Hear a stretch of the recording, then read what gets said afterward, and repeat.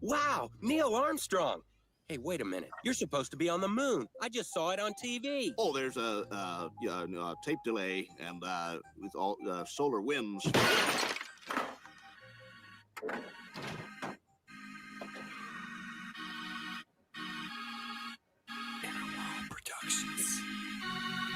Nobody that I know of in my field uses the so-called scientific method. In our field, it's by the seat of your pants. It's leaps of logic. It's guesswork.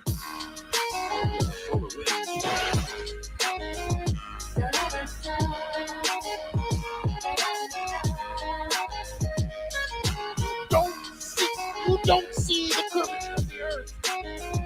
That stuff is flat. GLOBEBUSTERS taking over. Bye bye, moon man and rover. NASA's so mediocre. Sorry, but your ball is dead. But your ball is GLOBEBUSTERs taking over. Gotta ride this roller coaster, but the truth is getting closer. Sorry, but your ball is dead. But your ball is. Get the shovel for the slice of a piecing up the puzzle. Need a burst your bubble. Evil gonna crumble, yeah. Sit down, be humble. Got the ball, you gotta fumble. You'll get mad, cause at this right I'm about your uncle. And then they call me the liar. I mean, it's absolutely unbelievable the pathetic techniques that they have to use to prove their heliocentric model. Vibes at the president, Jan got the evidence. Arrows laying desert wisdoms, I shark them is evident. That the earth electric and it's resonant, your residence is evidence. And I hope you settle in like some sediment. If we so wrong, why they lying to discredit it? That's not too intelligent, that's a guy not in court. But we ain't really in the settlement. It's time to awaken from the pseudoscience sedatives. GLOBEBUSTERs taking over. Bye bye, moon man and rover. NASA's so mediocre. Sorry, but your ball is dead. But your ball is GLOBEBUSTERs taking over. Gotta ride this roller coaster, but the truth is getting closer. Sorry, but your ball is dead. But your ball is. Inner World Productions.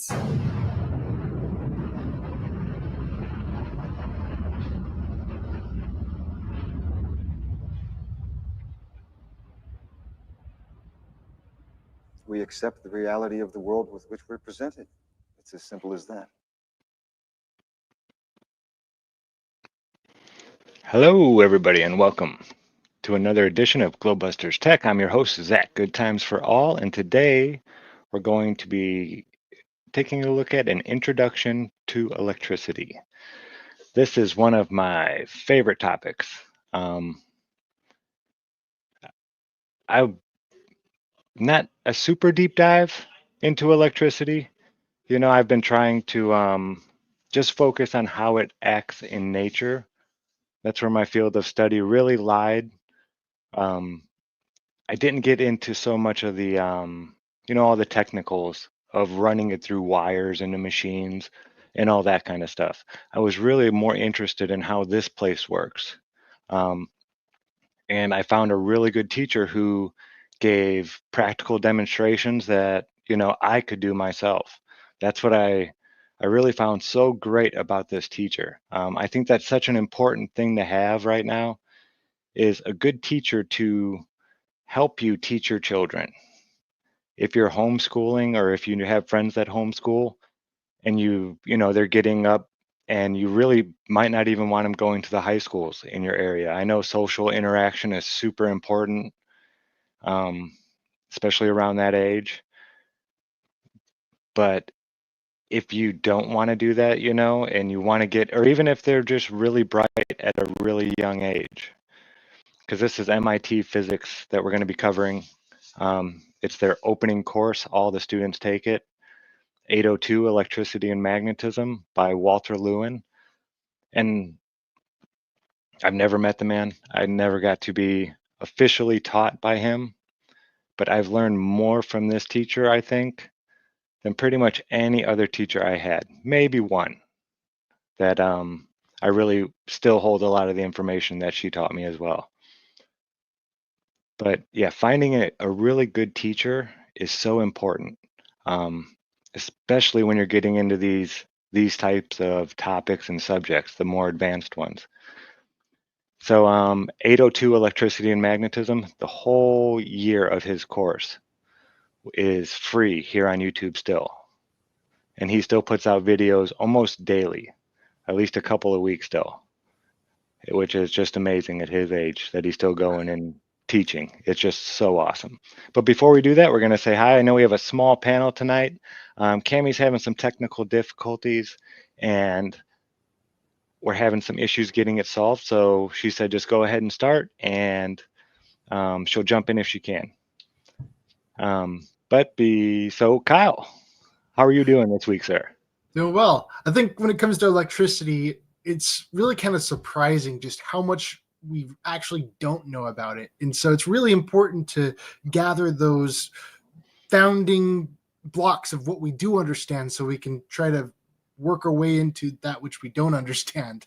Yeah, And I think we've even just scratched. among like the people who know a lot about electricity, even they, like my grandpa's an electrician, even they say there's a lot that they still don't understand about it. And so yeah, it's kind of one of those really fun, still unexplored territories, and we're still learning new things about it all the time.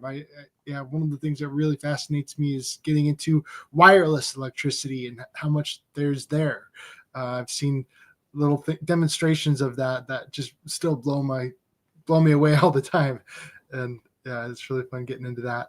But I was going to say, especially with this 5G out now, that's how like your RFID chips that are in cards and things like that, that's the type of microwaves that they use. Like when you walk through the door at Walmart, they have a little thing on the wall that's shooting RFID or microwaves out, and it'll catch your RFID thing, and it's got a little antenna on it. And there's no battery in there at all. It powers that chip and tells it to turn on and trade information with that little machine on the wall. Yeah, so it's kind of been around for a long time. Interesting when we can think about electricity like a radio wave or something like that. Yeah, people generally don't quite think of it that way, but it can be converted from radio waves directly into electricity. And so yeah, kind of it's just power. Yeah, that's actually a Nikola Tesla invention, the rectenna, it's called. Yeah. Or maybe he just came up with the concept, maybe. I don't know. I forget.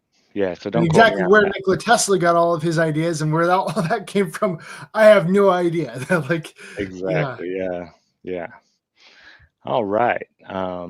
Cammie, you are muted.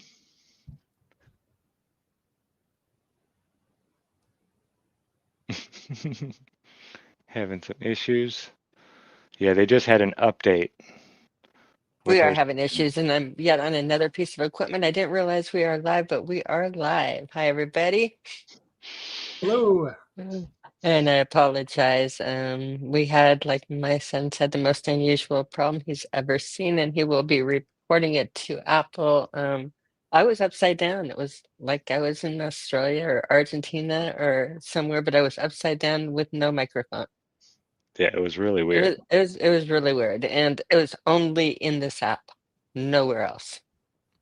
Wow. And this app does not give you a flip thing on it. So with that, I'll probably well, you look like you're right side up. You're not in Australia, and we hear you well. Perfect. So with that, I'll let you continue with what you're doing, and I'll try to catch up. All right. So yeah, an introduction to electricity. This teacher is just such an amazing teacher. Let's see, we'll share this. Sorry, excuse me. There we go. Okay. So this is Walter Lewin. He's spoken for a little bit, just telling the students what the course is going to be like and what to expect, don't fall behind, yada, yada, yada.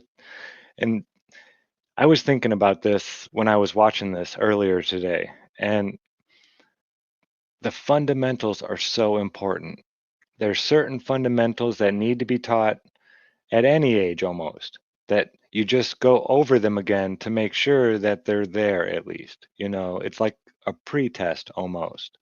Even if it's like playing baseball, say you're trying to teach a child how to play baseball or something like that.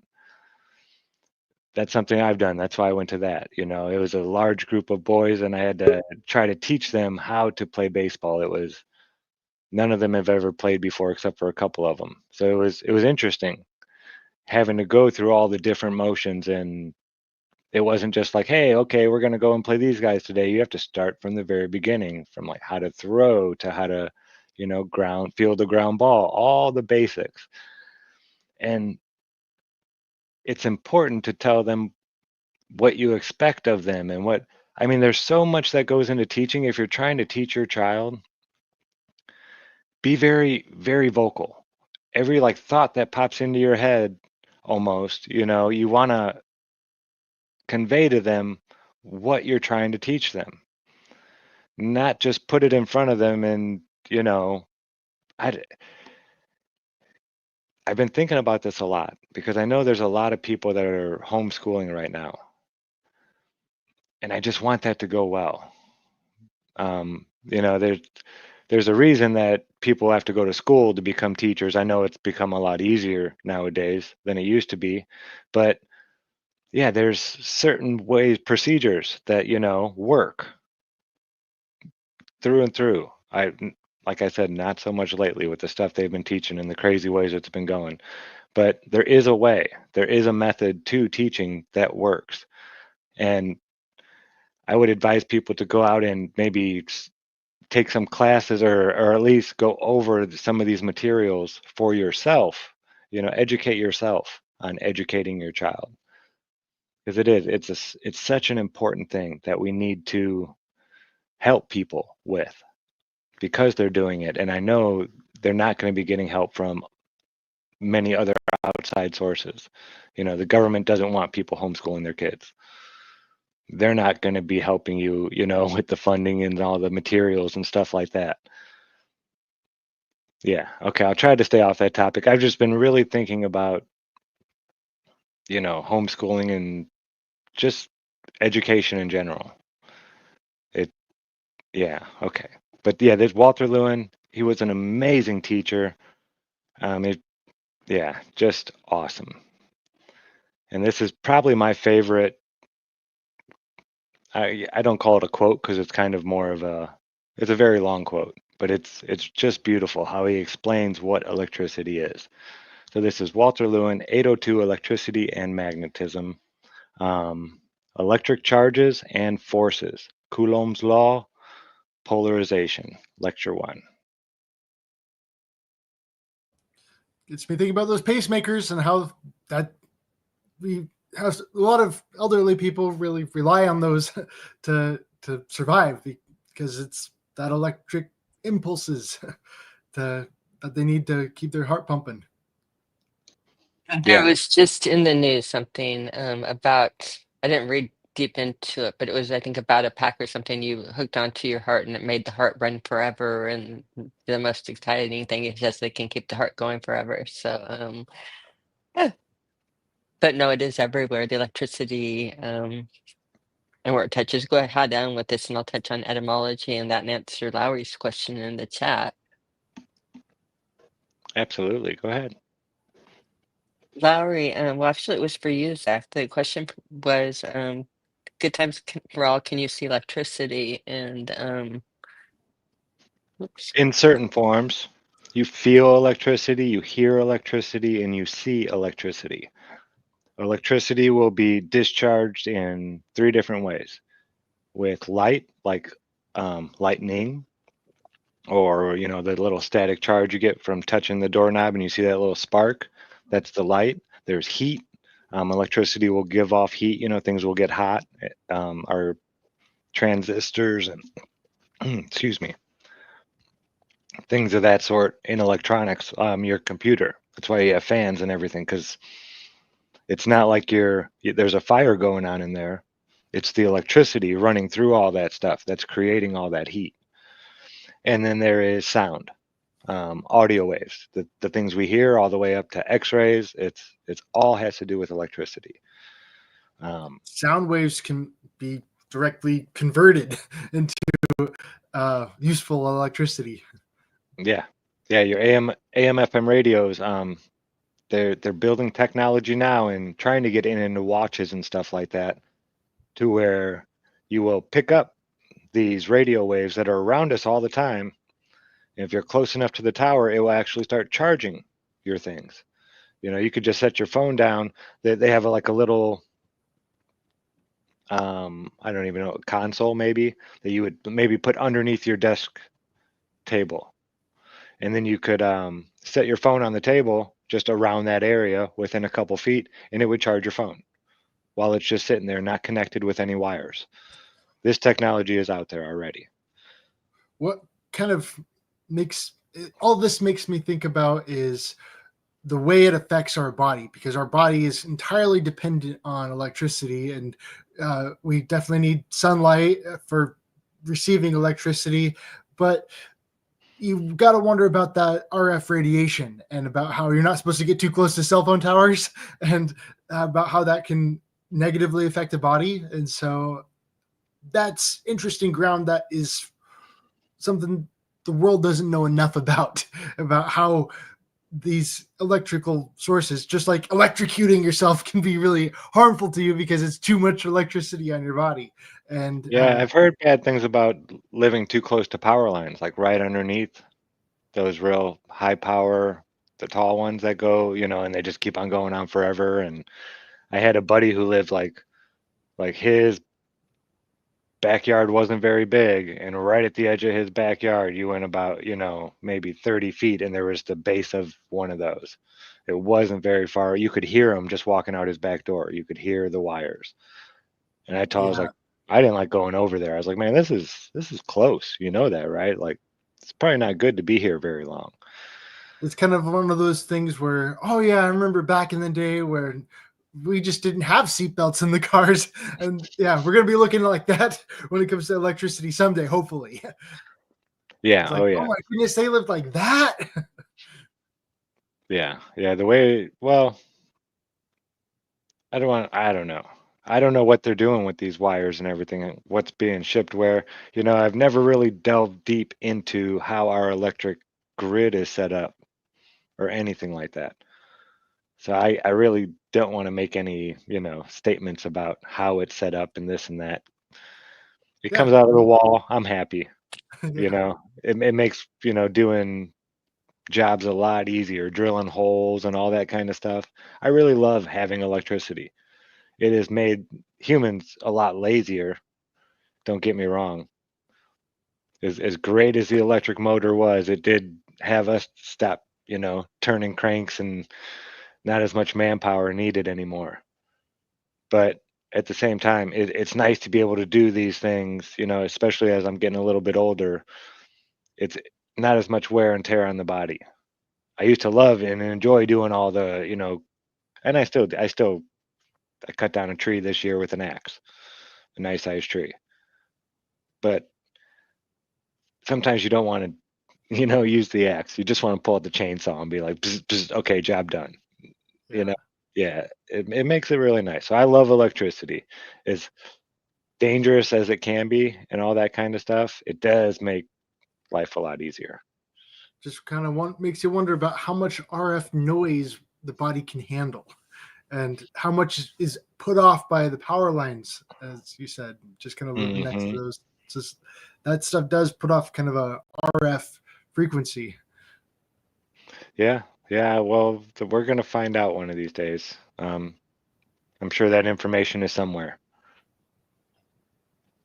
All right, we're gonna now he's gonna explain. I believe he's gonna get into polarization a little bit here, and how, you know, he calls it positive and negative. I like to call it high potential and low potential. I think positive and negative makes it sound like it's an opposite to me, and it's, in my opinion, it's not. It's all the same type of charge. There is no zero and then you start really going the other way. We made an arbitrary zero. We said, you know, the ground is this charge, so that's 0. Even though we can make things way less by creating, you know, more, you know, he'll get into it, the conservation of energy, all these types of topics. Amazing teacher. But yeah, I believe he's getting into polarization and a couple other, it's mostly going to be visuals. When it comes to polarization, I'm still thinking about Cammy's polarized filters, but I guess light is electricity, so it's kind of making me rethink that and kind of revisualize that in different aspects. Mm-hmm. Yeah. Yeah, the way she sees polarization and magnetism and things like that, um, I can't see it with her eyes yet. She just comprehends it in a way I haven't been able to yet. I'll get there. She's taught me so much, but yeah, she'll start talking about some things about polarization in the sky and this and that, and she just loses me, you know. Okay, here we go. Huh? It's like a physical thing. If you take an apple out of one basket and put it in the other, it's subtracting from that basket and adding it to the other. Absolutely. It's, you know, entropy. You, like you said, you don't just create high pressure somewhere. You have to pull that pressure from somewhere else and create a lower pressure somewhere else. Yeah, that's kind of the weird thing about light. Kind of the whole, it is a particle, but it's a wave at the same time too. And you don't really consider that with a wave. I'm subtracting something from this basket over here with a wave. What? Yeah, I'm not a big fan of the whole light is a particle thing. I just don't see it like that. Yeah, but when it comes to electricity, that's kind of what he's kind of treating it like. And so I'm like trying to wrap my head fully around that one. Yeah, that's why I like to say potential. The potential charge that you have there that's stored in that one area. It's just the amount of charge that's stored. Mhm. You can have a higher amount or a lower amount than the earth, than the ground. That's our 0. I can view that as pressure, kind of a pressure. There's less pressure going against the current than there is going with the current. And the same thing with temperature. We set an arbitrary mark for our temperature too. When water freezes, that's our 0 for, you know, Celsius, and Fahrenheit 32. Not sure why they did 32, but yeah, we set these arbitrary marks and then it still goes below 0, but there's still heat there. It's not like it's like a negative thing all of a sudden. Once you go past freezing, doesn't mean that the heat is different. There's just less of it, if that makes any sense. So we set these arbitrary marks at certain points, and then say positive or negative of that. But it doesn't change the fact that there's still heat at negative 50 degrees.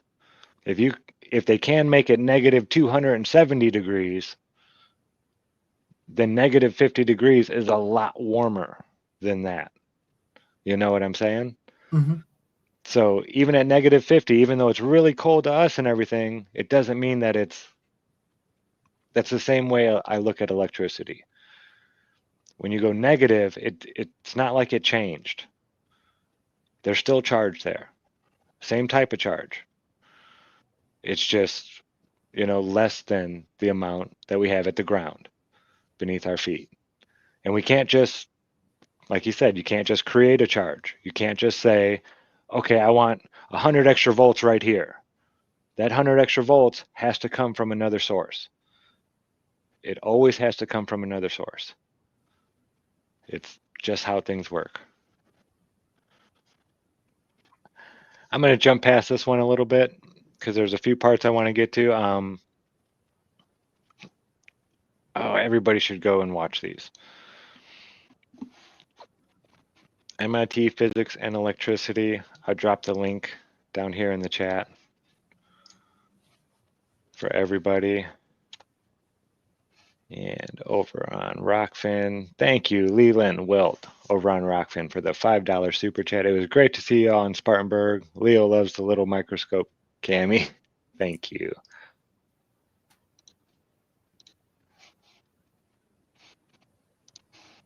You there, Cam? You're muted if you're talking. I am. I'm sorry. I had Sharon fixing some things in the background, and we're good now. I have been listening to every bit of it. Okay. All right. So now he's going to start talking about induction. There's what you were talking about earlier, Kyle. This is the transportation of electricity without making contact. When electricity is transferred, like the wires connected to this one, connected to that one, that's all through conduction. Every point that, the electricity is going from one part of the wire into this thing and then, into another wire maybe, all those points where they're touching, that's called conduction. Wire or electricity transfer through physical contact. Now, what he's going to be showing us here is called induction. This is where, you have an object that's charged and then another object that has a charge on it, and they're going to interact depending on what the charges are. If they're like, it'll push them away. If they're different, they're going to be attracted to each other. Now, this is how, things work in between, well, whatever's going on in this place. We have this electric field with a perfect gradient that goes up 100 volts per meter. It's really weird how it works, but there's ways that we can recreate this, and it's by having two surfaces. It's never just one surface. No matter how it's shaped, spherical, it falls off at a certain rate. Flat, depending on the size, it'll fall off at a certain rate. But when you have the two plates, now the amount may change. We're at 100 volts per meter. Depending on how much power you're using, that amount might change, but it'll always grow at the same rate. Maybe it'll be 5, 10, 15, 20. We're at 100, 200, 300, 400. On a sphere, it falls off at the inverse square law, 1 over r squared. So it would be 100, 200, 400, 800, 1600, 3200, and it would grow exponentially like that, to where we don't see that here where we live. So that's why I think that there is something above our heads. I'm not sure what it's made of, but I call it, well, I don't call it, Gauss called it a Gaussian surface. Yeah. And he'll teach us about that, maybe in another lesson. If you guys are enjoying this and you would like to get into more. But when yeah, it comes to induction, I'm thinking about my wife's cell phone charger. She's got one of those wireless cell phone chargers, and you have to put it like right on it. And as long as it's like within kind of contact with it, it's able to get to charge the battery from induction. Yeah, it has to be within a certain range. Yeah. And it'll have enough charge to actually charge it. Yeah. So that's the same thing. You don't have to plug anything into it. There is no metal on metal that is required or anything like that. I'm sure she has a case on her phone or whatever. Yeah. And, yeah. So, yeah, this technology has been out here for a while. But yeah, induction, very important. If you want to learn about how electricity works in nature, that's what I was most interested in. Because I wanted to learn, because he pretty much comes out and flat out says that the downward vector created here on Earth is created by electricity. Gravity is to explain the lights in the sky, us going around the sun, the moon going around us, and the stars out there in the Milky Way all doing their thing, all that kind of stuff. That is gravity, holding all that together. On the small scale, up to thousands of kilometers out, it is electric forces that dominate this place we live. He flat out says it. And you should see all the people that, the globe trolls and stuff that even argue with this, and this would help their cause. I don't understand why they're so scared of electricity. It should be like their bread and butter, because they did a really good job making stuff up that people bought, the ionosphere and things like that. You know, there was no proof that it was there, but it had to be there because they knew that there had to be something up there the way the electricity grew off of the earth. Yeah, this is very well understood physics. Some people did a lot of work and a lot of testing, and see, I did a lot of testing. I just didn't do a lot of note taking, and they did, and I'm learning that that's a really important part of it, because you don't remember, you know, a lot of this stuff years later. I did a lot of this like 6, 7 years ago, and now I'm gonna have to go through and do it all again. But I'm gonna do it with better cameras. We're gonna take a look at a video I did here way back then. I think it was 2016, and yeah, rough looking. Just yeah. But here we go. Induction. So cool. I've done this. Played with the aluminum type balloon, aluminum foil balloon. It's pretty fun, but I did most of my experimentation and testing on rubber, just your regular rubber like party balloons. And I was amazed at what I found. Yeah, we'll get to that here in a sec. First, the induction part, whereby you will see the balloon come to the glass rod. So he's charging the glass rod positive. Remember, he said that will be a These positive experiments charge. work best when it is dry in the winter. They Yes. don't work so well when it is humid. So it's a good time to teach 802 in the winter. And that's one of the things I was so worried about Flattoberfest being down here in South Carolina and not later, you know, near the end of October, because at the end of September it's still really humid. It gets a little less humid by the end of October, but I mean, we're still pretty humid now.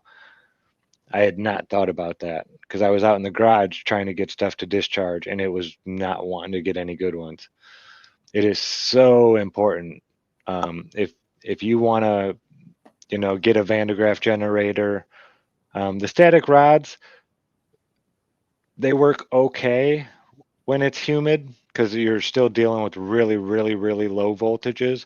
But if you wanted to do, you know, like the stuff in between the two plates, like I did, and things like that, you really need it to have a nice, good, strong charge. Wintertime is always the best. If you have to kick a furnace on, it's going to dry out the air, things like that. That's the best time to try and start playing with this stuff and experimenting. Because I did learn that doing it outside, especially if it's not dry out, it's hard to get it to discharge at all. Stuff that I can usually get a good 2-inch discharge off of when it's real dry would not discharge. I'd have to get it real, real close for it to even make a little tiny spark. Yeah, so he's not Makes me lying. wonder about the atmosphere and its effects on the human body. Yeah, that too. Yeah. Well, water is a great insulator. It's the best insulator that we know of. Pure water. There's a reason why our body is made up of so much of it. Yeah, yeah. It came from, and that's it actually means amber in Greek. And That they was say the it first came place they found it.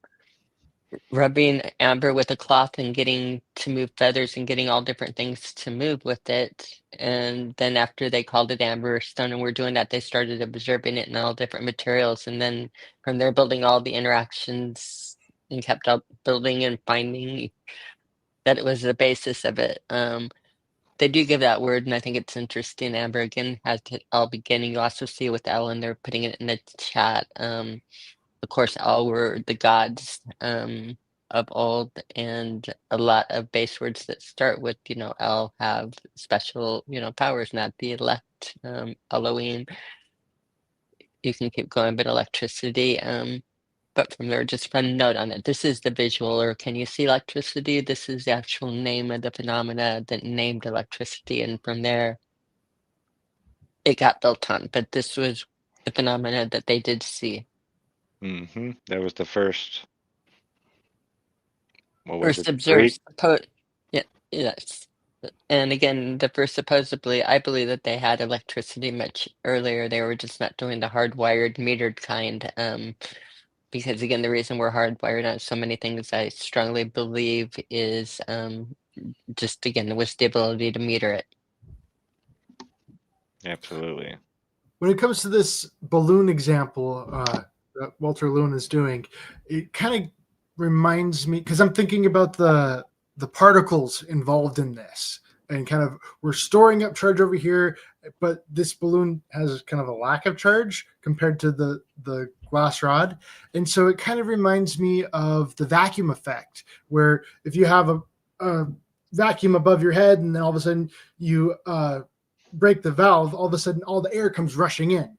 And so that's kind of what I'm seeing here, as like there's some kind of a movement that where one is kind of rushing in over to the other one. And that's what's creating the movement of the balloon. I'm not sure. You Because know, I'm trying to I think know about they what would cause this movement of the balloon to be attracted to the think glass of rod it. with all the particles on it. They like to think of it as almost like a field, or maybe think of a hair dryer and a vacuum. The positive, if it's the charge on the air coming out of this is higher than the air around it, it's going to disperse. But like on the vacuum is more like a lower potential to where all the air around is going to go towards it. That's how he explains it at one point. We're not going to go through the whole video, of course. Okay, so this is kind of like hot air and cold air, and the we're kind of looking at the rod as the hot air, kind of moving towards the cold air, but we're watching the balloon being the one that's moving. Well, that's because he's moving. But it's a lower potential over here. The balloon was. The So balloon is the it lower. came towards because they're attracted to each other. They're attracted to each other, but we're watching the balloon move towards the rod, and I'm kind of, is this like hot air and cold air? Is the question. No, that's just the analogy that he uses. That it's It's a pressure deviation, and they're just saying like pressure. That's what it is Well, that's mediation what hot between air the and high cold and the air is. low pressure.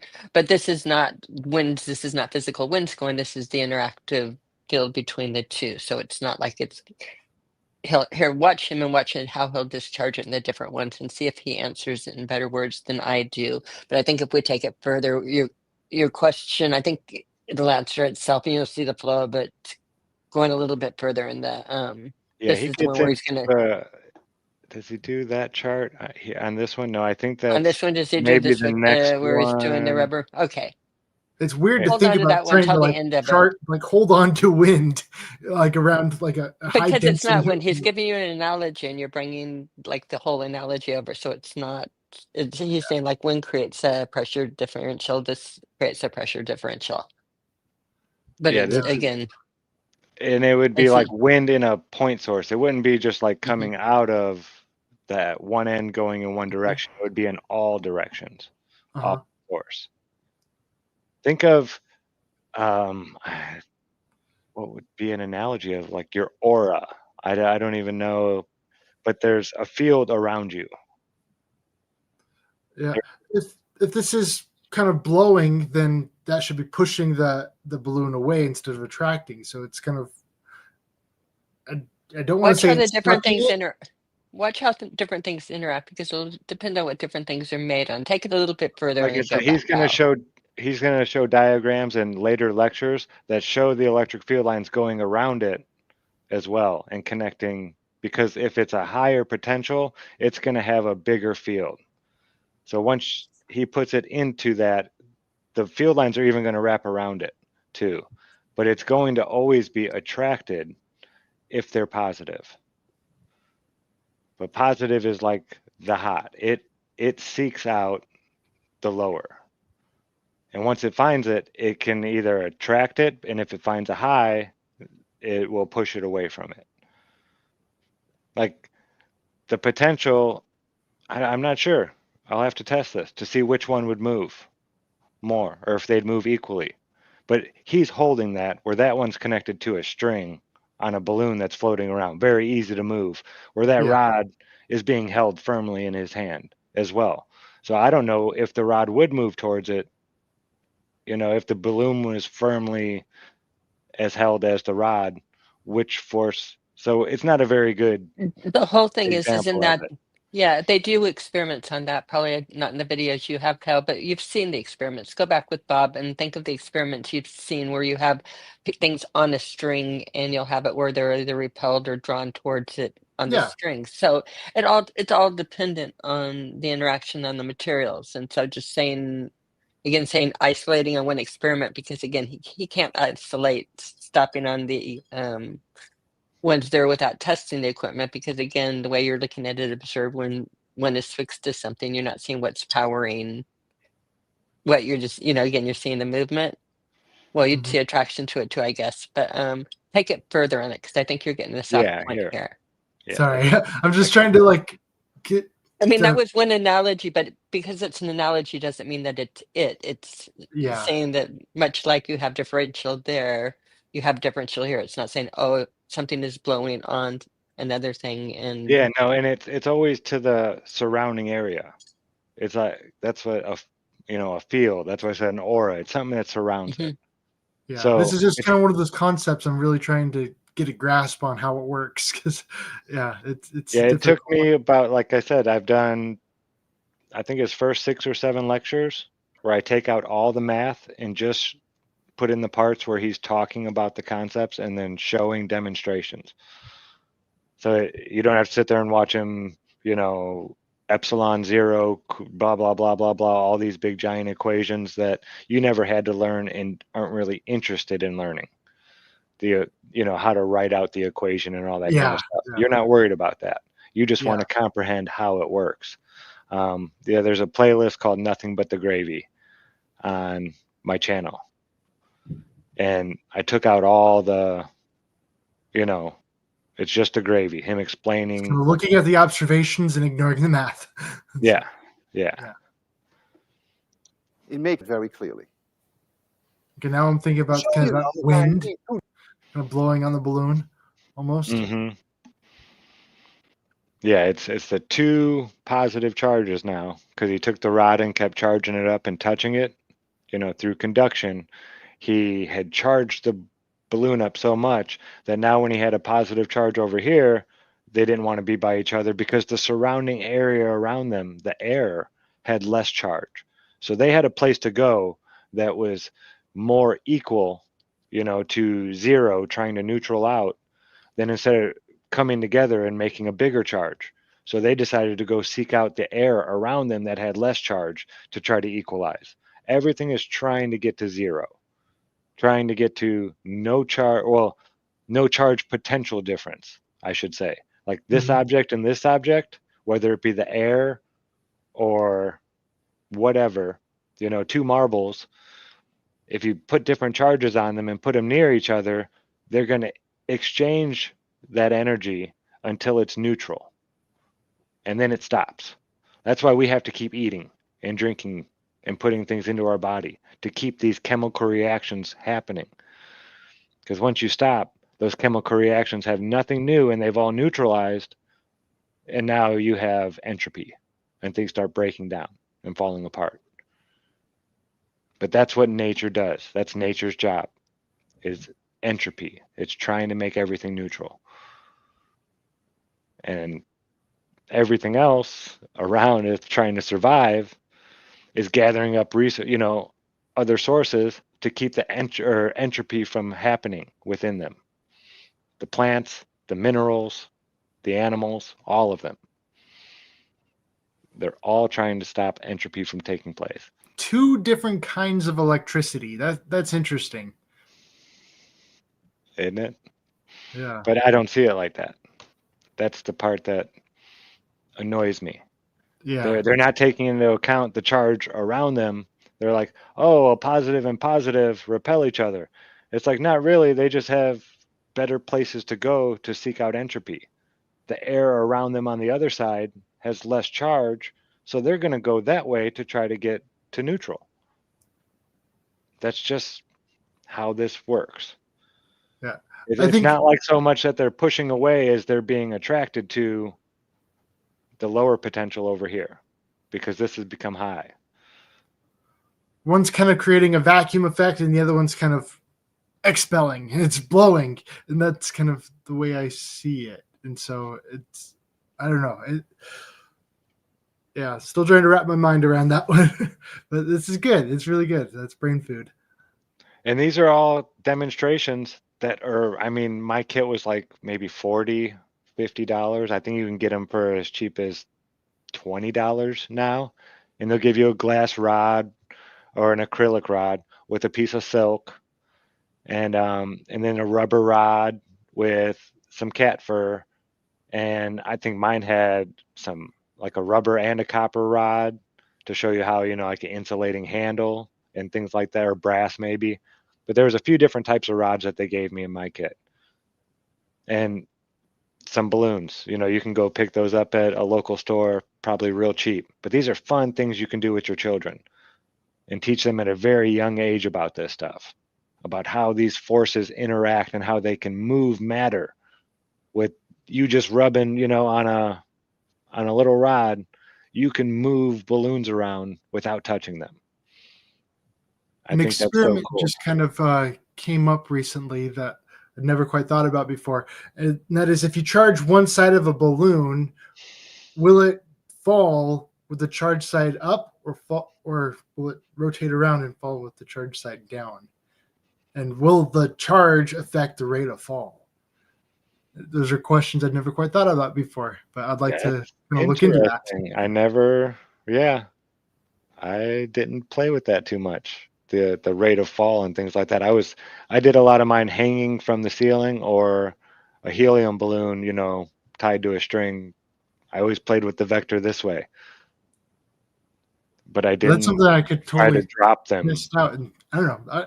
I'm curious about that now. I got to go get my hands on a balloon so I can try that out. See if I can still shock myself by just letting a balloon fall to the ground and then touching it. So now he's going to talk about non-conducting. He just played with a conductor, right? Which is a lot easier to change the charge on the balloon.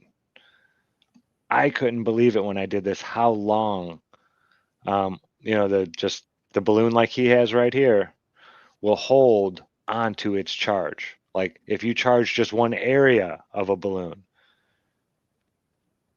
it will stay right in that area of the balloon where you rubbed on it. It doesn't go around the whole balloon. You can actually polarize a balloon and have it moving around. It blew my mind. It lasted at least 2 weeks. I know I had balloons hanging from my lab downstairs in the basement. I had a bunch of them, and I had, you know, and I marked where I charged and all this kind of stuff, and it was fun. It kind of got too much though, you know. I couldn't really do anything else in there because you really don't want to touch them, you know. So it made it kind of hard to do anything else. So yeah, it had to end eventually. But for at least 2 weeks, I know the balloon. That's a long time. Yeah. Really long time. I was super shocked. I had no idea that it was going to be that long, and it could have even lasted longer. I think I did end it, and it was still kind of working, which just totally blew my mind. Yeah, but he's going to cool. Very cool. He's going to talk about non-conducting balloons and how they can be tricky to kind of play with and test. Conducting balloons always have a potential problem. The potential problem is that they can be charged by themselves, just like the metal balloons can be charged by themselves. However, if I touch the metal balloon, then any charges there will immediately flow through me to the earth. We will understand that later, because this is a conductor. Does he have a metal string on that or something? No, but the balloon is made out of a conductive material. Yeah, but how does that go from the balloon to the earth unless there's a... Oh, he said when I touch it. I know, but unless that balloon is connected to the earth, it goes through some him. kind of conductive material. It's running through his body. He His touches body it. is his the body. conductor. Okay. Yeah. That's when he touches it, it's going up on a string, but his body, it touches it, so it runs it because it's a conductor and meets up with his body. If it's not a conductor, it's not going to. Oh, okay. Remember, the electric fluid is conducted by a metal, but not by a non-conductor. So with this, it's more difficult. Even if I kiss it and touch it, it's not clear that I can take all the charge off. In fact, by doing that, I may even make it worse. Let's hope that it is not charged too much, and let's approach it with this glass rod and see whether I can convince you that indeed it's coming to the rod. Not because of the free electrons, but because of that process. Oh boy. Huh. And it should also do the same with rubber, I hope. Now, if it were negatively charged, it may go away. It does go away, so it is negatively charged. You see that? By touching it, I actually probably charged it, and there's not much I can do about it. It's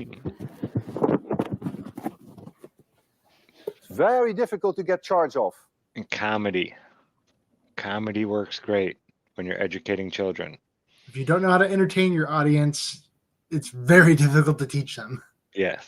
Yeah. All of my best teachers, I really, was entertained when I was in the class. It wasn't just, do it this way. They made it fun. I enjoyed going into those classrooms. There are some teachers that I would, go talk to them a few hours before, be like, what are we going to cover today? I want to go check it out in the book now. They just made me want to learn. And that's, I'm trying not to harp on it too much, but I've been thinking about homeschooling a lot and just the material that's out there for children and stuff like that. If you're out there teaching your children, be a part of it. Kind of, practice. But be funny about it. Have some fun while they're learning. That's important. You obtain that knowledge so much more, I believe.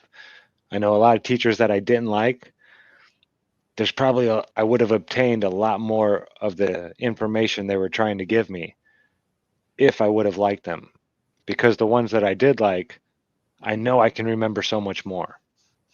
And it wasn't like they had, a lot more time to teach me or anything like that. So the knowledge that I've obtained, it's really, a lot of it has to do with how much you're enjoying yourself while you're learning it, I think. Okay. So here's me. When was this? 6 years ago. Observing different magnitudes of polarization. I don't even know what I said here. I didn't go back and check. Look how bad this video is. That's my face right there. Oh my goodness. We work with what we have, right? Okay, so I talked for a little bit. It looks like. Yeah, let's see. YouTube land. This is Good Times for All, or Zachary Zabala here if you prefer. In this video, I'm going to be showing you how there's different magnitudes of polarity in objects. It's not like there's an on-off switch for polarity. Just like everything else, there's a range.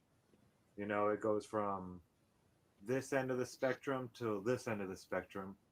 And everywhere in between, there are things along that spectrum. Now this balloon, believe it or not, I can't believe it, is still polarized. It is really got the north, or the positive, negative, whatever you want to call it. But this is a acrylic rod with some silk, and I'm going to be giving it a positive charge, the acrylic rod. Now, it should be, look how close I can get to that, and it isn't coming towards the acrylic rod. And I can control, almost That's cool. where. Isn't that wild? So I'm going to hang this balloon up and see how long it will do this. Stay polarized like this. Now I've been trying to polarize this balloon over here, and I've been having difficulty. This one I did in about a half hour or so. This one I've been playing with for over an hour, and the polarity, it's been moving. As you can see, I hope, I don't know, I know my camera's horrible, I'm sorry about that. But for one, it attracts to the, see how I can get it to swing? That means the positive buildup on the other side, because this is positive, so the negative will be trying to attract to it. But the positive buildup isn't focused on the other side to where it is repelling it. It still wants to come towards it. Whereas this one, I can put it up to it, it'll turn away, and I don't even have to back it up. It just stays away from it. Because the positive on this side is so strong, even though this negative is coming towards it, the positive on this backside is repelling itself away. I think. Now I did notice that Look at just to my hand. I couldn't believe how much charge these balloons it's have. not We don't have as to watch too much well, more of this. no, But yeah, let's see. it really needs now the When was this one done? January 4th, 2018.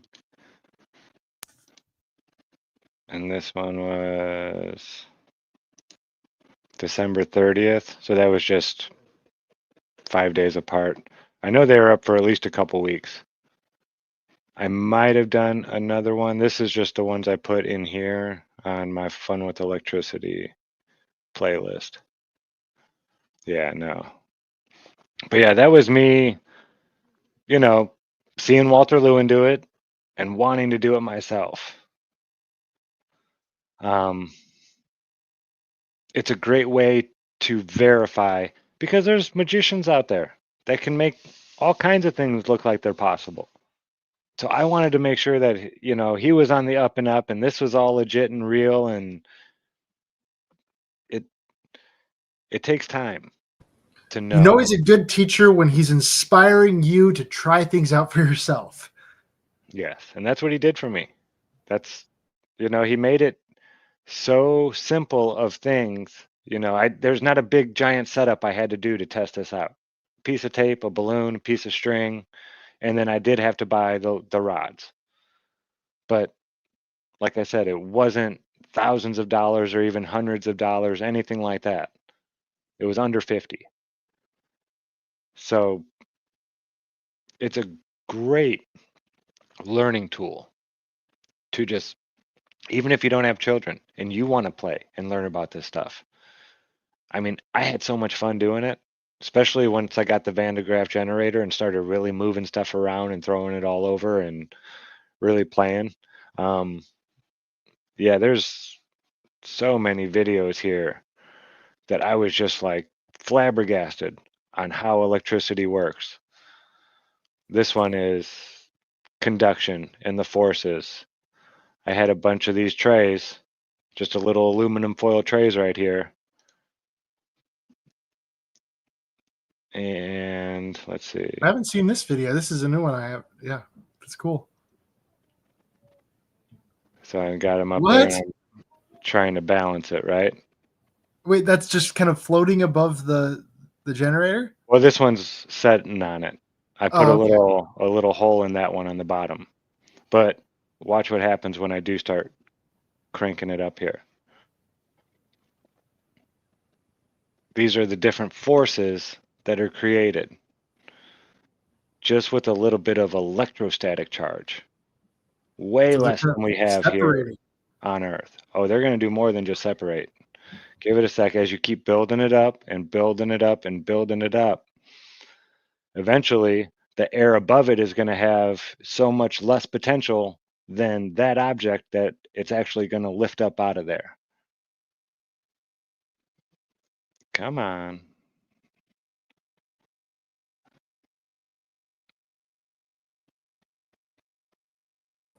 You look like some kind of witch doctor. Ooh.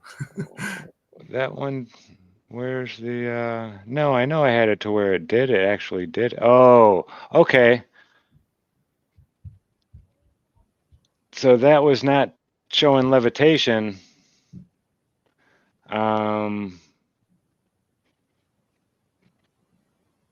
through sound. Where was that one now?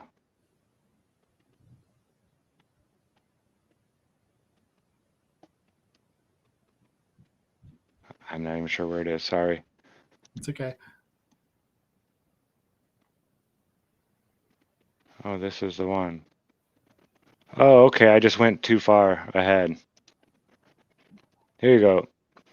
See, when it was shaped upside down like a trough, Mm-hmm. all the energy was holding it down. It was going with the electric field. If you turn it over and it's shaped like an arch, the energy is going out now. It's all about electricity, and electrostatics has a lot to do with the shape of the object. On the points, like on the edges of things, there will be a higher potential. And say you have a valley, like a little indentation, there will be a lower potential along the surface of that object when it It's comes to making me think about a electrostatics. fork in the microwave versus a spoon. I've never done that one. I'll have to check that out. But yeah, here's what happens when it. So the other one was because of the way I set it up. Yeah, I'm explaining it right here.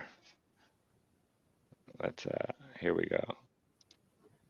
So I'm going to start cranking it, and you'll see right away. Whoop, Oh yeah, yeah. whoop, That's really cool. whoop. And when children see this stuff, they love it. You know, they would remember this stuff. And it's, again, the Van de Graaff generator was a little bit more expensive. It was about $130, $140. Hey, that's not bad. But there are hundreds of examples and tests and things you can teach by having the amount of potential energy, you know, making, we'll just call it positive and negative, and being able to separate it at this high of an amount, which isn't going to kill anybody. You know, your child can't get shocked so much that they would end up dying from this. I don't want to call it a toy. We'll call it a device. It's a hand crank Van de Graaff generator. I've had hundreds of hours, probably, easily, playing with this thing and just having a ball. Yeah. But like you saw right there, this is just a hand crank. Not a whole lot of power in here at all. Couldn't kill me. But as you can see, it is just throwing these things around willy-nilly as I'm cranking it. I know they're not heavy, but you can see that you can move things around. These electricity does create forces. They're Whenever I think unseen of those forces. things stacked, I think about how sometimes they can be kind of difficult to pull apart. Yeah. Oh yeah. Electrostatics holding stuff together. Yeah. We had that with all the buckets. You can put buckets together and they don't want to come apart at all. Sorry about that. So this is just taking them apart like butter. And then this is an electroscope. Now we're not going to, like I said, we weren't going to cover the whole video. There was still so much stuff that he taught about in here that was worth watching, especially when he plays with the VIG Van de Graaff generator. I really wanted one of those. The big ones? Yeah. I think we got offered a Tesla coil. Or was it a big Van de Graaff, Cammy? Do you remember? It was I believe it was a 10 or a 12-foot Tesla coil. It was a biggie. Man, Oh, And wow. we were a day away from having it, and School of Mines changed their mind on turning it down. Somebody there figured out what they turned down and said no, we want it, because again they'd offered it to all of these different things, nobody wanted it, and so shoot, they were like, well, we need to it was because of part of an estate. But that no, would have been didn't so work out for cool. it. It would have been so cool. Would have been a whole other moving truck or that, but yeah. And so here he's going to talk about the electroscope. And this is one of the first devices that they created to show you know, like a charge in a quantitative way, he says right here. There are multiple instruments that do this, but the electroscope was one that I actually went out and bought and purchased and have still. I need to get it some new gold foil, little pieces of gold foil to hang on it. But it shows how electricity, even when like the material is connected to each other, there can still be forces created between these two pieces. Even though they're touching, the amount of electricity in, you know, that's being given to them will create them to move compared to each other. Even though they're touching each other and conduction is taking place, there can still be movement. It's a really neat little instrument, an electroscope. You can get them for like 20 bucks, 25 bucks, and they're fun. Your children can, you know, just rub that glass rod and go up there and touch it and put it on and see how high they can get it up the thing. You know, if I rub it for 5 seconds and touch it, it might only go up this much. You know, it'll be like, you'll see. But then maybe if I rub it for, you know, 50 seconds, you can get it to jump up way higher. You can just teach them about all this kind of stuff. But the electroscope, very simple idea, and you can learn a lot from it playing around. And one of the instruments that you will see, we will use it often in the lectures that are to come, is called an electroscope. It's a very simple instrument.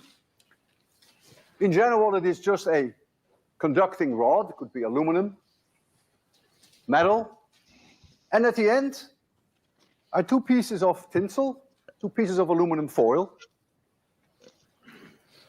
And often there is a nice knob here.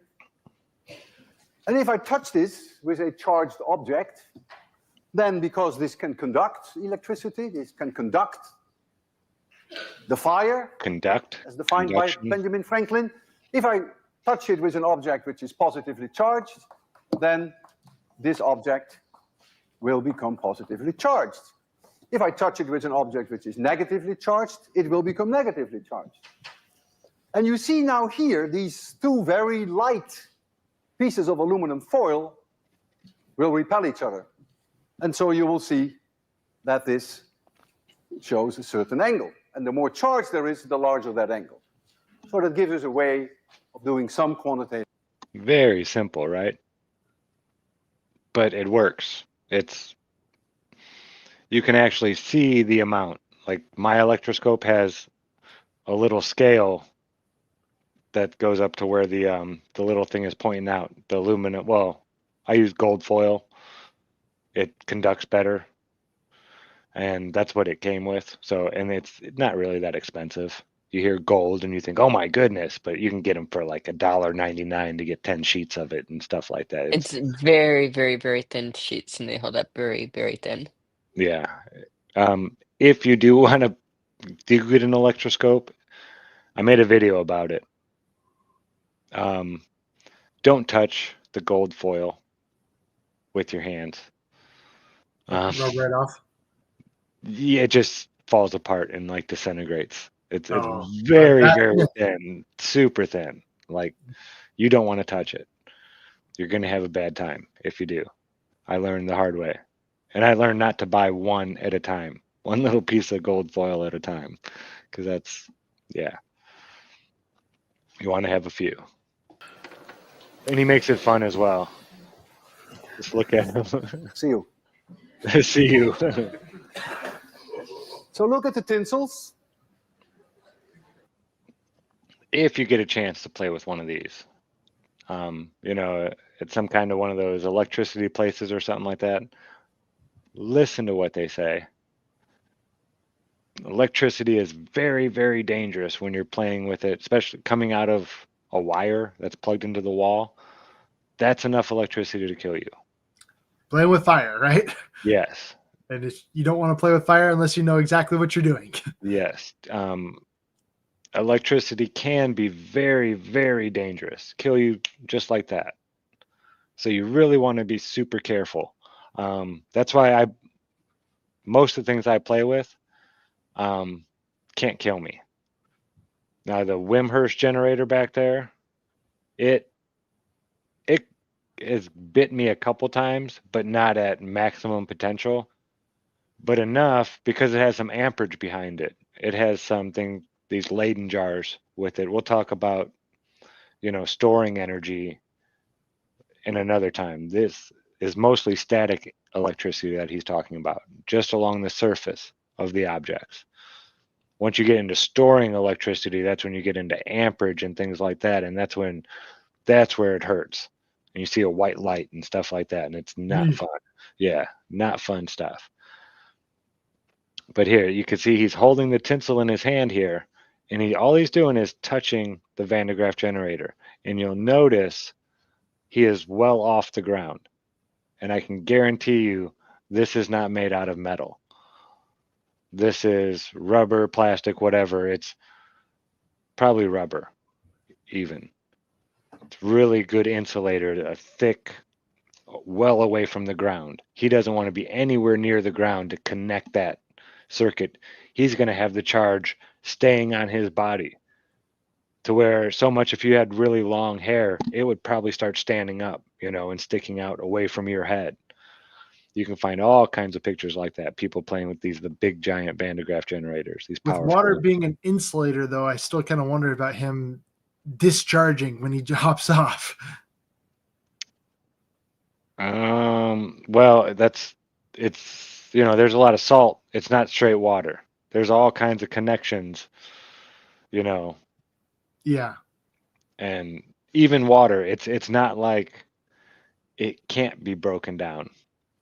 I'm sure when electricity hits the water, it doesn't just say, no big deal. I'm sure there's a big interaction in that area. I know they say it goes up to like maybe 2,000 degrees at, when water hits the ocean.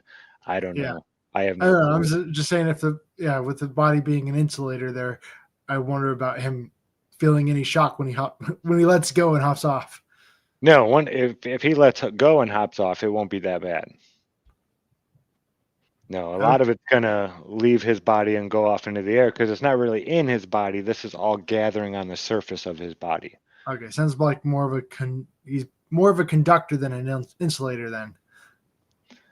If he's touching it, you're a conductor. That's how electrostatics work. Yeah. You even when you're touching an insulator, you can conduct electricity. It's just going to hold on to that charge a lot longer than, say, a conductor would. A piece of metal or this or that. But remember, though, there's a lot of things that our body's made up of that are great conductors. There's all kinds of, we have iron in our body and this and that. And so it's not just water. There's a lot of stuff in there. And once you add stuff to water, it's no longer an insulator. It becomes a conductor, a very good conductor. So the only time water is an insulator is when it's pure water. H2O that's falling from the sky is a great insulator. Or when it's evaporating and going up, great insulator. But as soon as you mix it with like salt or anything else, something like that, once you get any particulates in that water, it now becomes a conductor, a very good conductor. It's weird. Water is still one of those things that I really can't wrap my brain around why it does what it does and how it's so different than so many other, elements. Water is just, it's pretty weird when you start really deep diving into water. Water is special. But okay, let's see him be a human electroscope here. And try not to look at me, please. Go ahead. Look at that.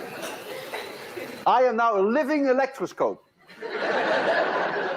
That's some pretty wide range there. That's got to be a lot of electricity going through him. I think his hair even did. Let's see. He said just like a centimeter was like 1,000 or something. Living, right? 5,000 volts a centimeter. That's just the amount of discharge, like a shock. Uh-huh. You need 5,000 volts. Like when you shock the door handle or shock somebody else and you're about that far away, you're exchanging 5,000 volts with them Uh-huh. of electrostatic potential. That's how much that is. That little tiny shock when you go to touch somebody, that's about 5,000 volts. So I'm just looking at his tinsel and just how much it moved way up there. Yeah, but gotta there's be a lot this of it. isn't no, this is different though. But this, yeah, no, there is, but it's not discharging. Okay. Discharging is a breakdown of, the air around you because there's so much charge in that small area. That's why it has to do with the distance as well. Like for 1 meter, it takes 3 million volts to create light. To create that lightning, you need 3 million volts of electric potential difference in that meter right there for it to Uh-huh. break down to where you can actually see light and it's no longer electricity is just flowing now. And it only happens for a second. And well, it happens actually a few times. He explains it in this course that when you see lightning, it's actually traveling up and down between the surface at least 6 to 7 times in order for your eye to perceive lightning. So lightning could be taking place around you and you would never perceive it if it's just That's interesting. one strike happening. Yeah. You might not even perceive it happening. Yeah, That blew my mind. I've heard a lot of discussion about, oh, well, lightning isn't actually coming down, it's actually going up. And then you're saying it's both ways. Yeah, it travels both ways. Yeah, depending on how the charge is. If the cloud above is a lower potential than the earth, then the electricity is going to go from the earth up to the cloud. So it's more of an oscillation then. Oscillation. It's induction. Yeah, it's just induction. And then you have a breakdown of that electrical transfer. You're bringing, whether the cloud be high potential or low potential, you're bringing it down. It's coming close to the earth and it's creating that friction. And then there's a breakdown of the air between it because there's not enough insulation there to stop it from, flowing. That big jolt that it gets. The collapse and expansion, kind of a breakdown. It's kind of reminded me of the star in the jar thing. That's exactly what they described there is the sudden expansion and contraction of the was it water? Yeah. The air bubble. It was the air. The air bubble in the water that's what caused it to light up. And so it's kind of the same concept with the air is kind of the expansion and contraction of the air that causes the air to light up in the lightning that we see. At least that's what I'm gathering from this.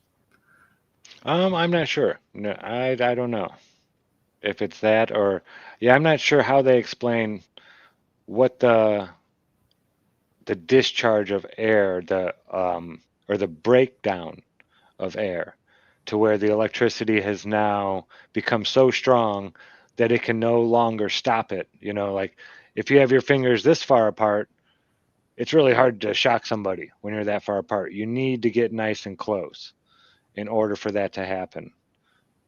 So,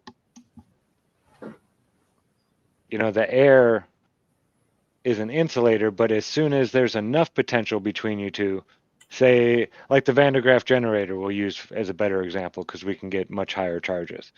I can get it to discharge from, over 2 inches away to where you'll see the lightning in between it. Bam! But when it's real humid out, I have to be much closer. Yeah. For that to happen.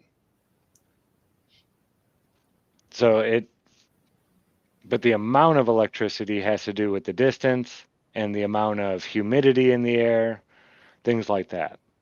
So there is no, on off, anything like that. This place is so dynamic and the electricity is always constantly moving from one thing to another.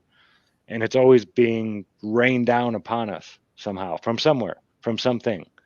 I don't claim to know what it is or where it comes from. The one, whatever you want to call it, the creator, whatever you want to call this thing, I believe that's where it comes from. It creates this place.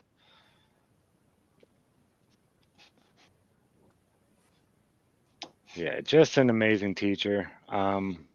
He knew how to get it through, and that's why MIT was responsible for so many patents, more than any other place on Earth, well, that we know of. You know, more patents came out of MIT for electrical engineering and things like that than anywhere else in the world. And I believe a lot of it had to do with this man. He taught there for 4 decades. You let Oh, people see and experience the math that, instead of just going and saying, here's the scenario, what math is for it, you actually got to experience the phenomena that you were describing. So you understood how it worked. And when you did it mathematically, you took it in the context of watching how it worked in the flow of it. So again, this was a required level, like entry level of physics across the board in the curriculum. And that's why they were a top school at the time. They fired him and went heavily downhill since then, but at the time, Yeah. yes. Yeah. Well, I think he was Glory let go in days. 2012 or 2014, something like that. They let him go. Hmm. But no, he's still teaching for free on YouTube. He gives like quizzes and stuff like that all the time. Go check out his Very, very channel. eccentric right now at this point in his life, but fun to Yeah, watch. fun to watch. Yeah. And he has, um, don't get it wrong, Flat Earth has gotten into MIT and to their students. He addressed this in a video. He came out, I think this might have been 2017, maybe 2018.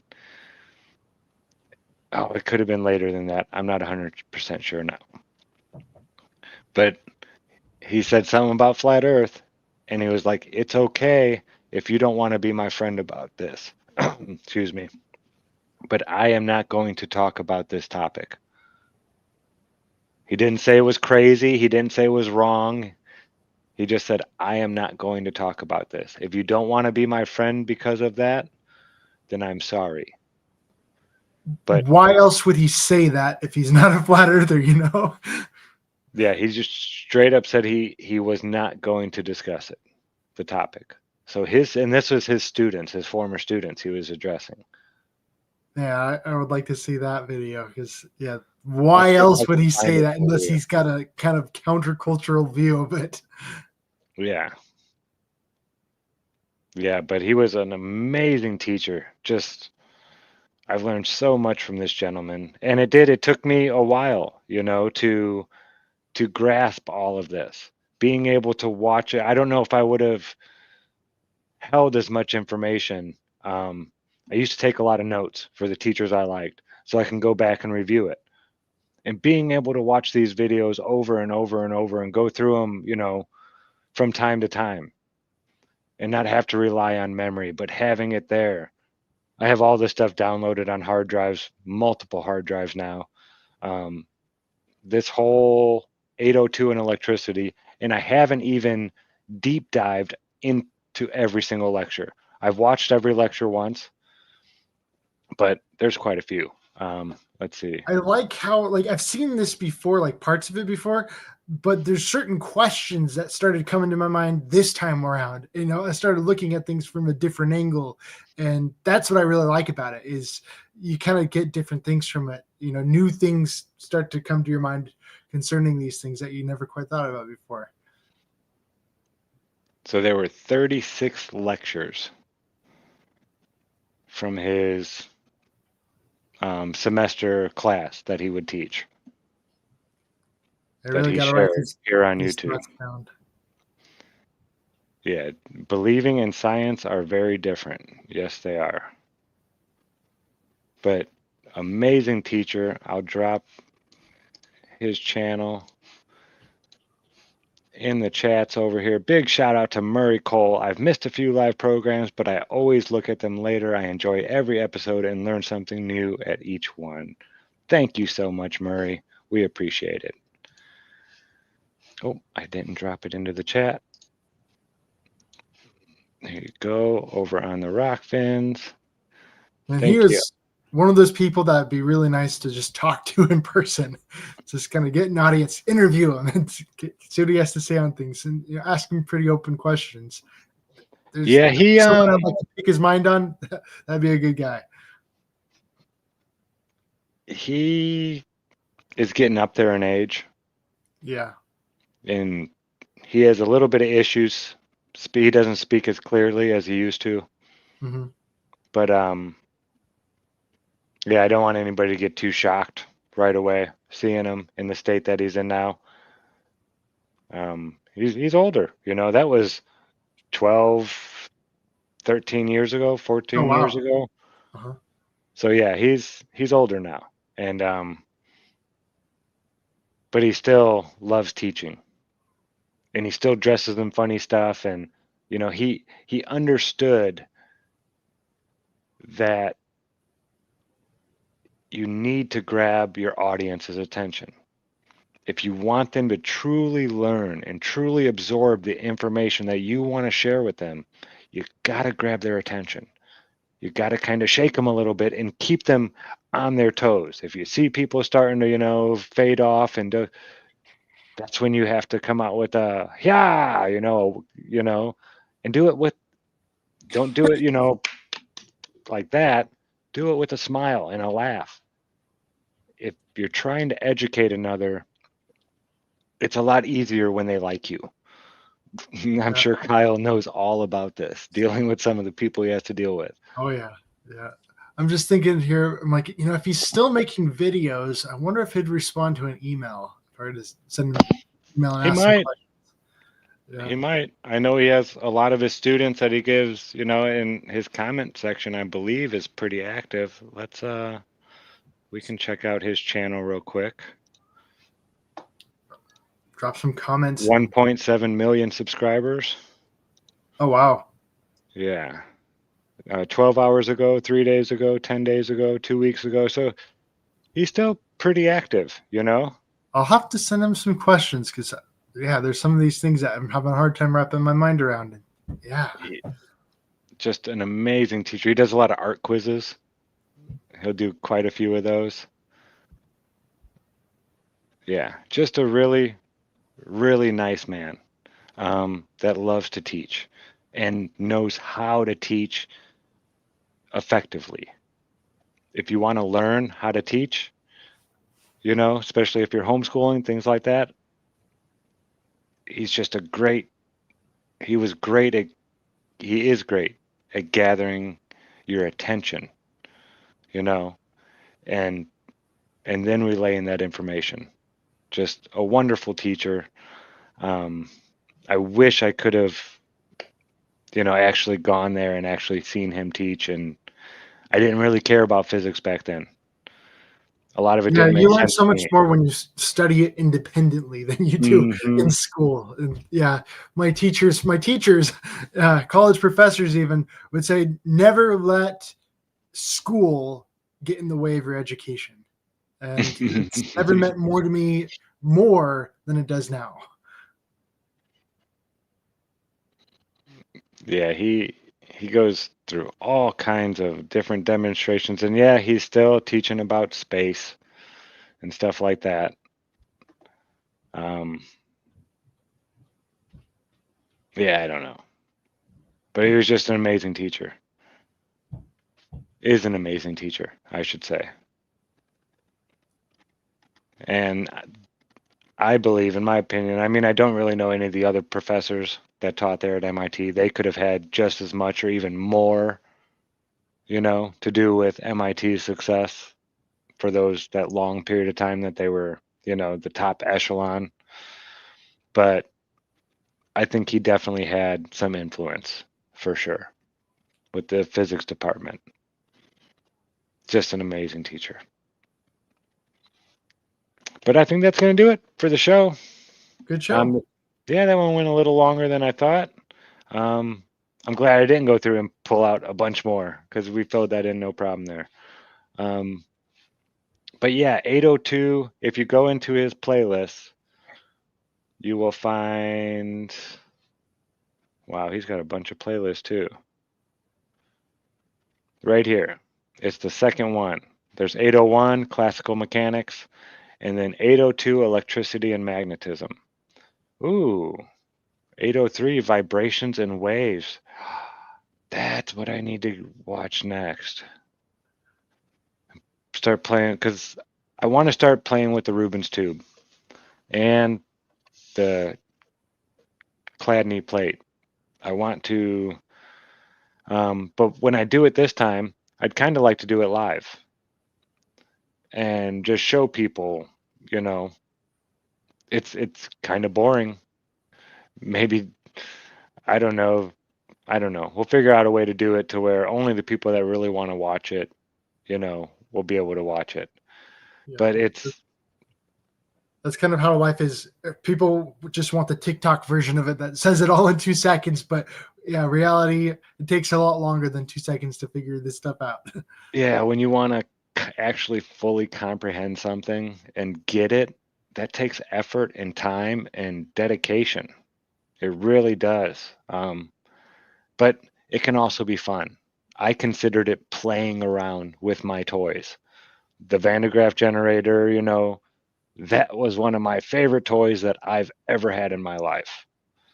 And that's saying something. You know, I had Castle Grayskull, I had all kinds of G.I. Joe stuff. I had some really cool toys, the Nintendo. You know, I had a lot of toys that I really enjoyed at that time. And I haven't really played with the Van de Graaff that much, you know, and it's been a while. But I've learned more from that than probably any of those other toys combined. I learned playing with that thing right there. It's, yeah. It'd be a great Christmas gift, like a family Christmas gift for the children. As long as they can Van- figure out things to do with it and kind of ways to make it fun, as long Oh as yeah, you're learning stuff from it, that's the important thing. And yeah, that is continually the learning important new thing. things, kind of adding on to the things that you've already learned. And what's really neat is once you start, because I that's what I did. I got it because I saw him using it so much in his demonstrations that I wanted to do a lot of these demonstrations, just for myself to verify them. And when you do, you now know that this is sound, you know, physics. This isn't theory. This isn't, you know, some kind of hypothetical. This is how it works. You've tested it. And not just once, but many, many times. I always made a habit of doing everything at least at the minimum 5 times. If I'm going to do something, it's not going to be, I did it once and I'm going to record it, and then that's the only time that I'm going to do it.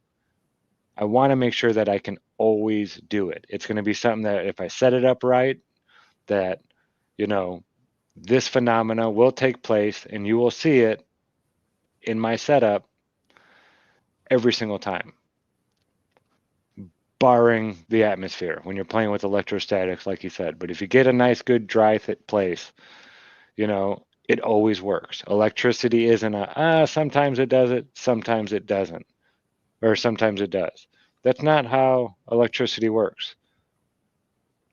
These are like laws of nature. They are sound and they always do the same thing every time. Yes, Rico, F it, we'll do it live. But all right, folks, that's going to do it. I hope you guys learned something. If not, just go check out Walter Lewin. If you're interested in how all this stuff works, he is a great jumping off point to get kind of the basic foundations of electricity. And just a lot of it is vocabulary. You want to learn how or what all these words mean. And when you're reading through a lot of the mumbo jumbo papers, especially the older ones, you have to almost learn a new language.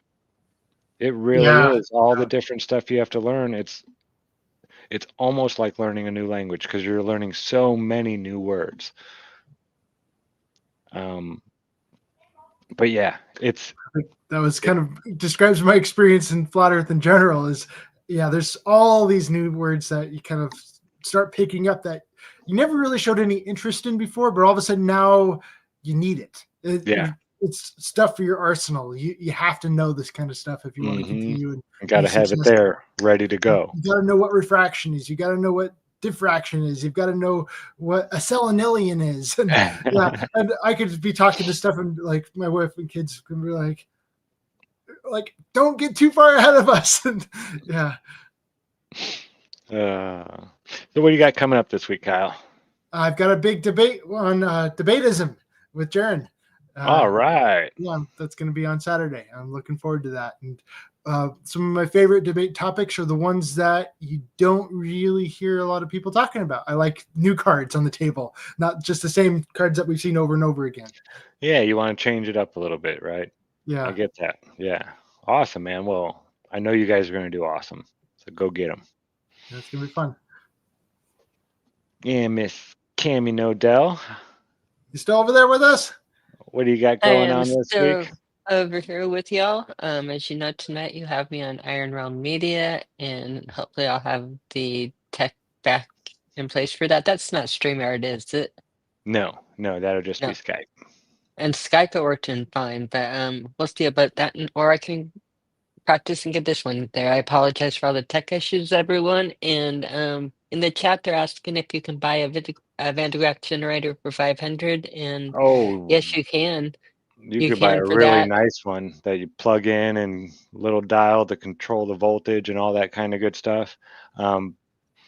Mine was like I said, between 125 and 140, somewhere around there, maybe 150 with, shipping and all that other extra stuff. But you can get a hand crank one like that. I know Witsit was just showing me one, and I think it was actually cheaper. I think it was 120 for pretty much the exact same Van de Graaff generator that I had.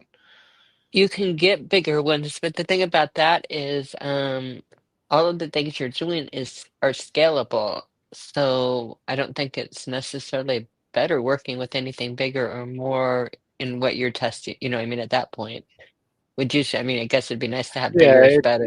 it depends on what you want to do with it. If you wanted to move bigger, more, it's all, like you said, it's all scalable.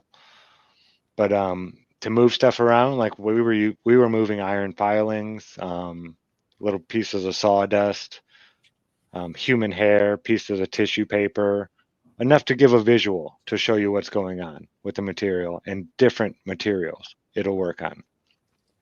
Styrofoam, all kinds of stuff. Just a little hand crank one had enough to do that.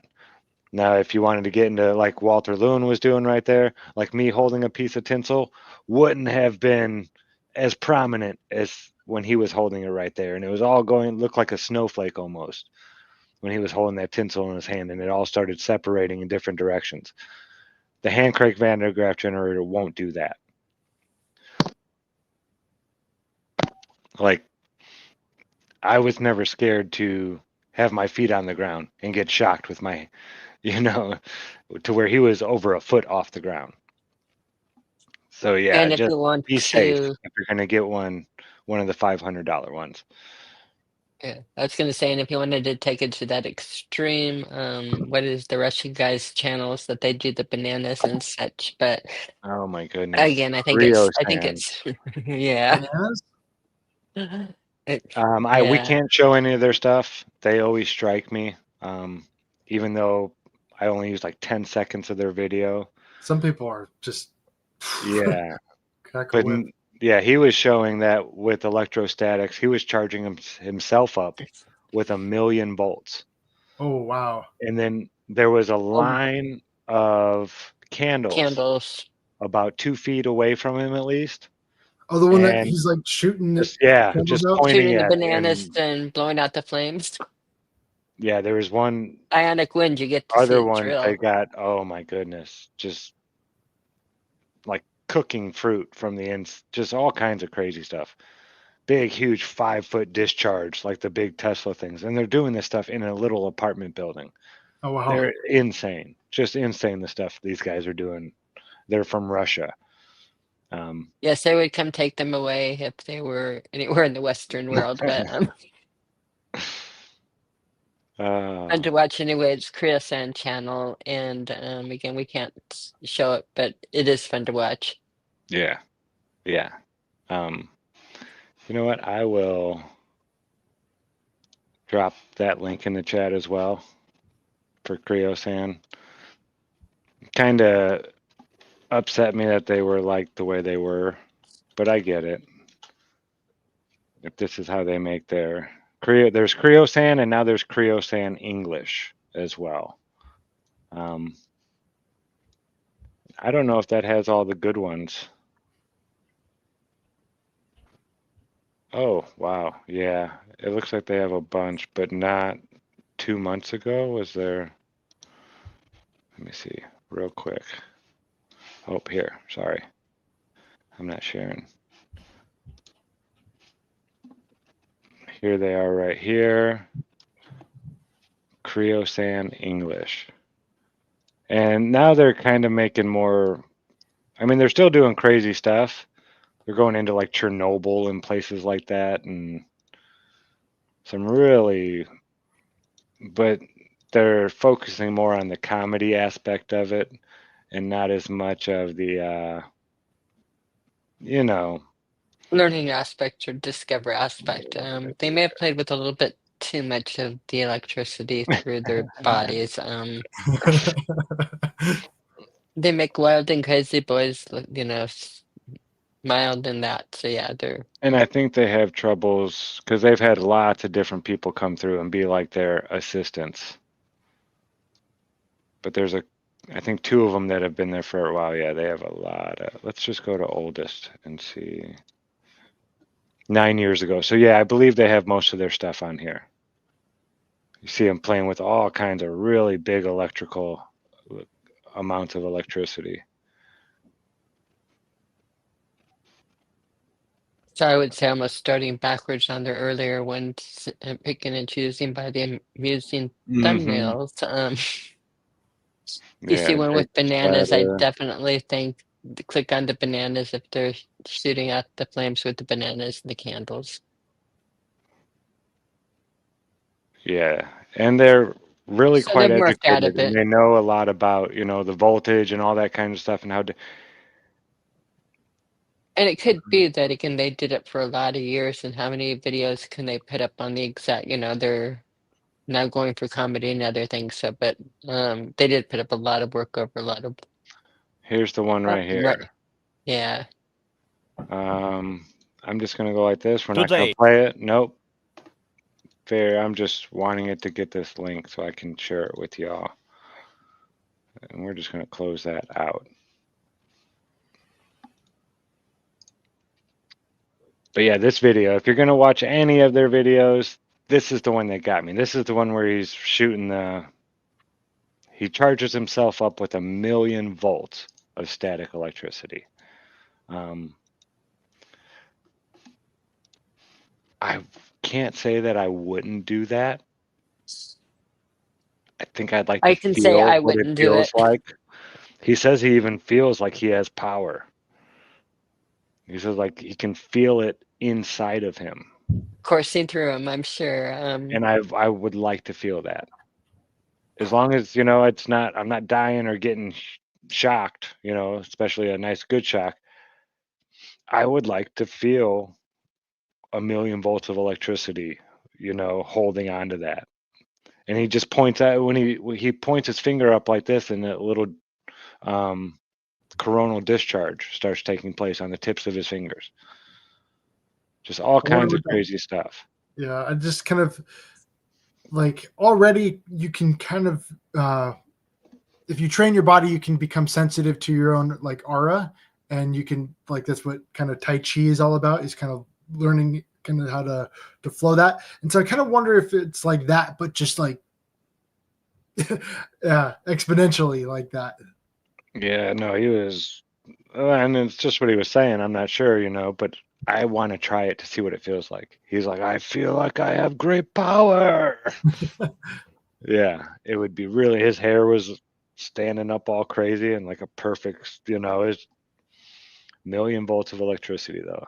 Something that I would do. It's kind of like one of those things on my bucket list. I know I've been zapped with well over 150,000 volts of static electricity. I wonder So, what that does to your body, though. It's just, yeah, I don't know. Well, he isn't on there. He hasn't been on there for a long time, so maybe it's not something I should be doing. yeah. But no, I do think about that quite a bit. Like the amount of times I've been shocked at the potentials I've been shocked at. I wonder if it's done something to my body because it's not natural. Nikola Tesla used to shock himself like all the time. He didn't like to sleep at all. And so what he would do to try to counter sleep is he would continually electrocute himself to kind of wake himself up because like, I don't want to sleep. I just want to keep studying and doing these projects. That's a little crazy. I Yeah. don't know about that. I mean, I think our body needs sleep, but I don't know. It's kind of an interesting kind of thought process for him anyway. I don't to know if fight it's dry or not in here, and I don't want to get too close. Oh, we're getting a little bit of a discharge. I just don't want to get too close to the camera or the computer, even though I doubt this is creating too. No, You're we're getting talking a little about bit of a discharge here. I could probably you're bring it talking about how that stuff would mess your computers up. Oh yeah, at the Flattoberfest events when they were inside, I was discharging all of the lights in the place. Every time this thing Oh, would discharge, the lights were all flickering. Let's see. Oh, dang it. Yep. Nope. I just shut off my. Damn it. we still see you. I know, but my monitor just turned off for a second. Yeah. Be very careful around electronics with this thing. I can't believe that just happened. It just went flicker and it turned off for a second. It must have been. Yeah. No, you can destroy things. And they were mentioning in the chat saying how much trouble does Zach have with electronics around him and his personal stuff. And I said lots and lots. I've gone through many And voltmeters that and was all kinds before of this, stuff. yes. Oh, okay. Yep. I shouldn't have done that. I knew I shouldn't have done that. That's why I set it on the bed at first, but I knew you couldn't see it either. So, okay. Well, that's We going to did do get it. to see it. I saw a spark, by the way. We did get Did to see you? it, so it was Okay. worth it. Excellent. Awesome. Okay. Okay. Yeah. As soon as I Thanks, saw everyone. that thing go out, yeah. Oof. Okay. It's turned back on all by itself, though. I didn't have to touch it. So, fingers crossed it's going to work tomorrow. Yes, when you're playing with electricity and all these toys, especially if you're letting your children play with them, mind the other electronics around. Because as you just saw, I was still a good, probably a foot away from that monitor there. And it just, when I discharged it, it zapped it out. So just be careful with your stuff around these toys, because they will break other toys without touching them. Electricity can do that kind of stuff. But that's going to do it, folks. Thank you so much for joining us. I will be over at Iron Realm Media Monday, Wednesday, and Friday morning. So tomorrow morning at 5 a.m. Eastern, 2 a.m. Pacific time. And we do Ironworks. Me, Josh Corey, and Walter Johnson. We have a lot of fun over there. Not so much talking flat Earth. We just kind of talk whatever is in, the news cycle at the time. What's going on with SpaceX, or we make fun of Elon Musk and the Tesla Cybertruck a lot, and just whatever's going on in new laws coming out, stuff like that. We used to talk a lot more flat Earth, but it's hard to do that 3 times a week. Now there's not so much new stuff in flat Earth coming out. So we mention it when stuff comes up and happens, but there's other things out there, and it's more or less an open platform that we have there's quite a few people in our Ironworks chat that we have on Skype that can just jump in anytime. I know Andrew B, I saw him in chat earlier. He comes in onto the show all the time. You know, Travis, the Plain Truth, used to come on the show a lot more when he was living on the East Coast, but now that he's out there in Colorado, I know it's 3 a.m.